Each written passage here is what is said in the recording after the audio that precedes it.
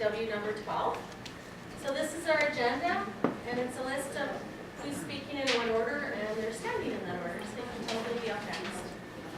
Our team was the OR Fast Track team, is made up of Donna Cook, our KPO support, Dr. Marcus Iridam, from anesthesia, Wanda Atchison, our sub-team lead from public health, Carol Gregorick from the senior management team, Dr. Kathy Lump is a surgeon, Carmen Kravitz, the OR nurse educator, Dr. Colin Gallants, Chief of Emergency Medicine, Margaret Moore, a scrub nurse from the OR, and Olga Karpish, our patient participant. So our project form. So our RPIW started out with one, but kind of morphed a little bit. So our title now is a decrease in lead time for patients from arrival and holding to the procedure start in OR. Our sponsor was Dr. Moulier, and our process owner was Leslie Abliki. And our JVA consultant was Mr. Narita with Michiko. So the current situation is the lead time for OR turnover is too long, and there's waste in the process. So our value stream map, if you notice. So our lead time was 55 minutes and 19 seconds from the patient arriving and holding until the procedure begins. So the value added time was 29 minutes and 29 seconds, and the non-value added time was 25 minutes and 50 seconds. So the value added time made up 53% of the time. So we noticed a whole bunch of areas that we could potentially work on if you look at the starbursts. And so our attempt was to try and eliminate some of those. So on Monday we did a waste walk and came up with some other ideas as well, things that we saw while we were just walking around in the OR that we thought we could work on. So a couple of the ideas that came up was, it was noticed that their nurses taking garbage and laundry from the OR, and it slows down their time for prepping the patient for the next OR.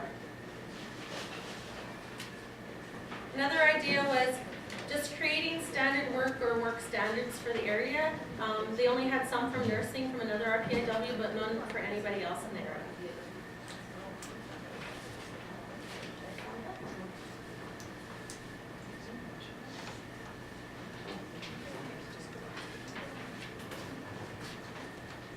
So for our pre-Kaizen target progress report, baselines were determined, and then we were able to establish some targets. And some of the ones that we established were that we wanted to see a space reduction for 2 of the carts, one in the ante-room and one in general storage. We also wanted to reduce the amount of time the nurses were walking in order to look for physicians to come to the OR. We were looking for some 5S improvements, score improvements as always, and also a reduction in our lead time. The calculations for our top time are shown on this slide, and it is from the time that patient arrives in holding until the end of the procedure in OR. Our RPIW actually focused on just one portion of this, which was from the time the patient arrives in holding until the first cut in OR. Thanks, Wanda. So I'm going to present the same information 3 times, but each time a little bit more exciting. So we'll start with number 1. The first one we have here is an observation form, where we have patient arriving in the holding to the patient essentially going into the OR at this point. So on this form, you can see that there's some times over here. These times actually represent multiple or numerous timing of the same step over the RPIW week pre-Kaizen, and then the next form is post-Kaizen. So moving on to the next more exciting form is the standard work combination sheet. What this one does is it has the exact same steps, the exact same timings, but has times along this axis that reflect the timings over here. So this patient waits 3 minutes 15 seconds. That little dash is 3 minutes 15 seconds. But again, it's the exact same information. Moving into the that's pre-Kaizen, so before the event a few weeks ago, to post-Kaizen, which was measurements we just took this week. Now, this is the most exciting chart that I have, and the last one for you. It has the exact same information, but this time into a little bar graph. So, if I can explain a bar graph, we have the pre-Kaizen event. The entire time, that the patient was seen by a staff member, so an anesthesiologist, a surgeon, or a nurse, was added up pre-Kaizen, so a few weeks ago, and they spent about 8 minutes, 20 seconds with the patient. All the other wasted time added up to 20 minutes, 45 seconds for a total of 29 minutes the patient had from when they arrived in holding to when they were brought into the OR. Post-Kaizen, so after all of our improvements, we see that the time spent with the patient with staff members went up to 12 minutes, 38 seconds, and the time spent waiting went to 11 minutes, 20 seconds, and overall that process took 23 minutes and 58 seconds. And moving on to Carol. Not as exciting as Colin. So one of the ideas we had to address some of that value-added time was the IV started in holding. We had mapped out what we had done pre-Kaizen, and this is the steps that the nurse would take in order to gather all of the supplies required in order to start an IV in holding. This is from one OR, so that could be happening in multiple areas across the piece with all of the different ORs. This is the IV tray. We gathered and kitted the IV supplies and placed it near the holding area on top of the fridge. We also indicated in our newspaper that we would have another shelf built, which is closer to holding, but in the nurses' area, so that there is no problem with anybody accessing sharps or anything in the holding area. So it would save more steps. This is the number of steps that we then saved, so we reduced the footsteps of the nurse when they're going to start the IV. Also in pre-Kaizen in the holding area, there is really no indication for which patient belonged to which OR. Although people had an idea, we have lots of students, residents, etc. through this area, so there was really nothing to indicate where they should be. Post-Kaizen, we have labeled all of the different areas. On the wall, on the curtain when it's closed, there's a little tag there now, and then up at the very top of the ceiling, we have the numbers indicating which area matches the OR. We have 5 ORs. If that's required, then there's a different sign that will be put up and a sign on the floor for the 5th OR for that patient that might be sitting there. Thank you, Carol. Another piece that we worked on was on daily communication. So it's not that we don't communicate daily with each other, but now we've formalized it in a work standard. And that's communication amongst the team, communication between the anesthetist and the team, the surgeon and the team. And we've just more clearly defined some of that. The next slide I'll show you just a framework. This is from the Royal College of Physicians and Surgeons of Canada, just highlighting how important communication is, collaborating and managing the clinical work that we do, all practitioners. So the next visual here is about the flow between the holding area and the operating rooms down here. And the two main areas that we need more formalized communication around the holding area and in the operating room for sure. So in the holding area, we are indicating that we've seen the patients by those flip cards that you will see later. And we're also communicating to the team that we've seen the patient, what the plan is for the next anesthetic, and the surgeon will communicate whether they're leaving the operating room complex, how they can be contacted, whether they want to be called or just simply wait for them to return, having been busy with another patient.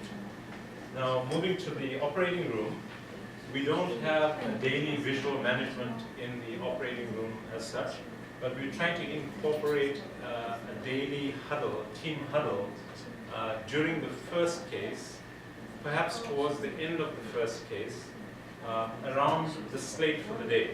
So all team members are present, we've got some time, we've made a start on the day, and now it's time to talk about concerns for the rest of the day, any potential interruptions, special requirements, allocation of learners throughout the operating room so that we make some efficiencies there, and about breaks, about synchronizing the breaks between the surgeons and the anesthetists. Also, the surgeon will try to make sure that the surgeon leaves the room with their phones in case we need to contact them and need to call them. So the next little piece again is just again around the daily visual management, and I think you might have flipped through that, Lori, but I've explained that. How we intend putting this into effect is to outline all the different steps that we need to change behavior in, and go through with all our staff, make sure that every step is explained, and we discuss that with them, and then make sure that's completed so that we can move forward. Thank you, and I'll hand over to Carmen. So just to continue with some of the work standard that was developed through the week, one aspect that wasn't developed was surrounding the OR porter.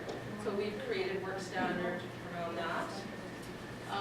The next piece was sort of surrounding patient flow. And one sort of concern that was brought up throughout the week was there was no visual to show when the nurse, the anesthesiologist, or the surgeon had seen the patient in holding. So throughout the week we addressed that, and I'll go through that a little bit more. So the patient flow, so we divided patient flow from pre-op to as the first part was pre-op to holding, or holding, and then which I'll talk a little bit about. And then the next part was or holding to cut time, which Kathy will talk about. So basically this work standard was basically, like I said, pre-op to or holding. So who is going to call the patient, at what point are they going to call the patient, standardize that. Porter brings the patient is interviewed by all the applicable parties. So with also some of the work we did, standard work around this area was IV starts in the holding room. We weren't always starting IVs, and we won't always start IVs, but some of the standard work surrounding that. So basically when it's appropriate, and standard work around the IVs. So with respect to the signals, so pre-Kaizen, we had, this is where patient charts go. So after each person has seen them, the chart goes back. However, there was no nice visual to say, I've seen that patient, so we can keep flowing. So post-Kaizen, we now have a introductory signal system, which we tried this week. So if anesthesia has seen the patient, they let that little piece out, okay? And then once that patient goes back to once the patient goes to the operating room, those would all be placed back in. So our goal is to have something very simple and something very visual as soon as we can find it. Pass it over to Kat. Okay, so the last step in the patient's journey is to go from the holding to the operating room when they're going to have their procedure started. So the first thing we wanted to do was to come up with some work standards about who's transporting that patient. And we feel that the third circulating nurse in the room is the best person to do that, so we've made that as a work standard. With respect to bringing the surgeon and the anesthetist in, it kind of depends on what's going on at the time, whether they're on break or whether they're standing there in the department ready to go.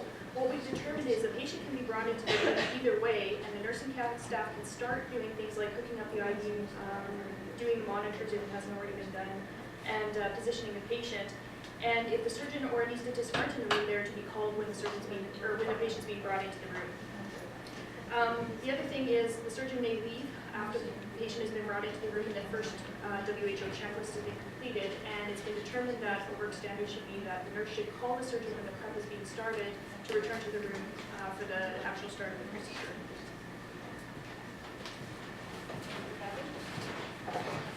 And another focus we had about this RPIW this week was the two parts in the OR. The first one was evaluated, and I'll show you in a second. Our evaluation for the first part went from 1.6 to a 2.6 scale of evaluation.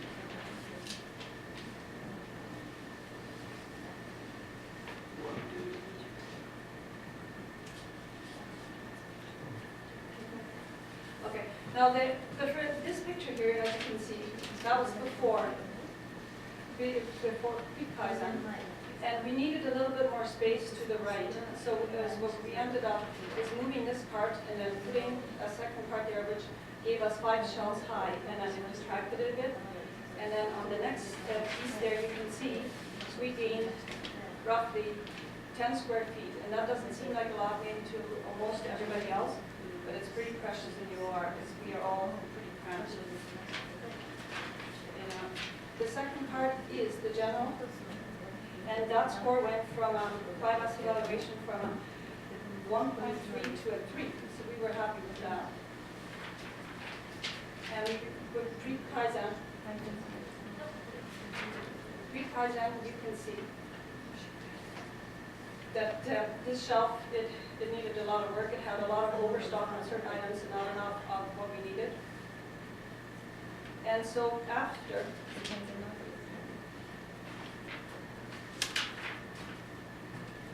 see, this is the post-Kaizen. We saw we had a lot more room and we gained more length out of the deal, and so we were able to put more of our frequently used items in this cart, thereby only making one trip when we stopped in the room at the end of the day. And then at the end, post-Kaizen inventory, we found out there was to be a savings of $288.52. We all know that that's a big one. Thank you, Margaret. I'm a patient rep for RPIW, and first of all, I'd like to say thank you to this entire team that I was allowed to listen to and participate with. You all maximized the lean process, and I learned, and you eliminated waste, which I think will help the people in the community. Now, I worked with Lori, and we established an educational standard form. This form is for the patients, starting when they go see their physician, and then the surgeon, and right up to the operating room. We incorporated a lot of visuals. Hopefully this will meet the needs of everybody that is being dealt with, and I hope these forms do help in lowering waste. Thank you. So for our post-Kaizen value stream map, you'll notice that there's a number of starbursts that we were able to eliminate and address. And of those remaining, many of them were outside of the scope of our RPIW and are for consideration for future improvements. Just to look at some of the highlights, you'll notice at the bottom of this map is the pre and post lead time. So we went from a lead time of 55 minutes and 19 seconds to post 50 minutes and 59 seconds. So we did see some improvements there. And very importantly, the value added time for our patients went from a pre-Kaizen amount of 53% to post-Kaizen of 70%. So we were very happy with that. Regarding our target progress for post-Kaizen, just to point out a few changes, we did have a space reduction on the carts that was 39%. We had IV supply travel reduction of 45%. And our 5S score, as Margaret already mentioned, had an improvement of 34%. And as she mentioned, there was a 3 for one of them, which is practically unheard of, so that was great. So for our post-Kaizen waste wall photo, you can see that there's quite a few of the little stickies that are off that chart, so that indicates that we were able to address a number of sources of waste. There are a few that were left that we weren't able to address, and the ones over to the right side of this chart indicate, again, those that were outside of the scope of our RPIW. For our newspaper items, we made great progress implementing quite a few actions to solve the problems that were identified. Items that are indicating that we had less than 100% completion were due to the need to complete our communication to all staff of the changes. The daily huddles were tried in a couple of the ORs, but not in all of them, have not been fully implemented as yet. And visual controls, as Carmen already mentioned, they're temporary. We need to have a permanent form of those. And also the training required for the new standard work for nursing, surgeons, and anesthetists.